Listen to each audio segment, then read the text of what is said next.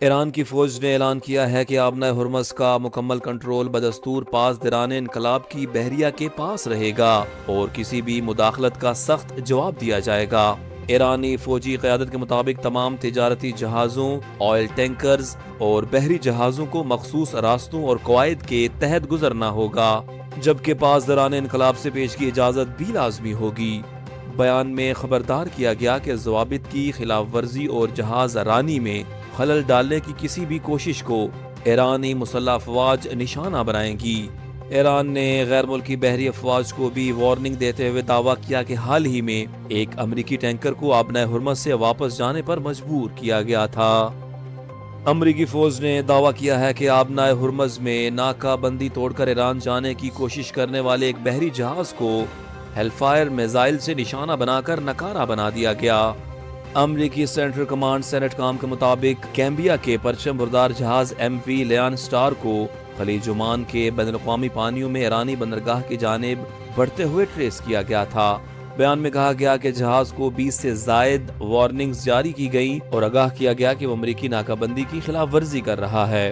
تاہم عملے کی جانب سے تنبیہات نظر انداز کیے جانے پر امریکی طیارے نے جہاز کے انجن روم پر ہیل فائر میزائل داغ کر اسے ناکارہ بنا دیا۔ سینٹ کام نے مزید دعویٰ کیا کہ امریکی فورسز نے آبنہ ہرمز میں ناکہ بندی کے نفاذ کے دوران اب تک 5 کمرشل جہاز ناکارہ بنائے، جبکہ 116 جہازوں کا رخ بھی تبدیل کرا دیا گیا۔ سی ٹی ڈی سندھ نے انتہائی مطلوب دہشت گردوں کی فہرست پر مبنی ریڈ بک کا 10واں ایڈیشن جاری کر دیا ہے، جس میں مختلف کالعدم تنظیموں سے تعلق رکھنے والے مطلوب دہشت گردوں کی تازہ ترین معلومات شامل کی گئی ہیں۔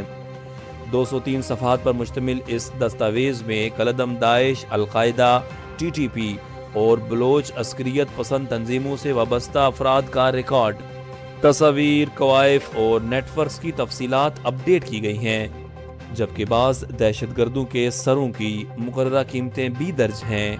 سی ٹی ڈی کے مطابق ریڈ بک قانون نافذ کرنے والے اداروں کے لیے ایک اہم دستاویز ہے جو دہشت گردوں کی شناخت، گرفتاری اور نگرانی میں معاون ثابت ہوگی۔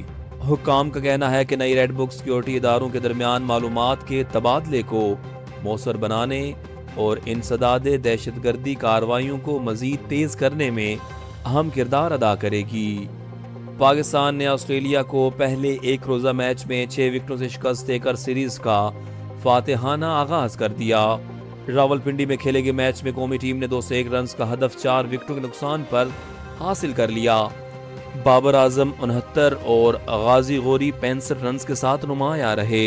اس سے قبل آسٹریلیا کی پوری ٹیم 200 رنز پر آؤٹ ہو گئی تھی، جہاں میٹ رنشا نے 61 اور میتھیو شارٹ نے 55 رنز بنائے۔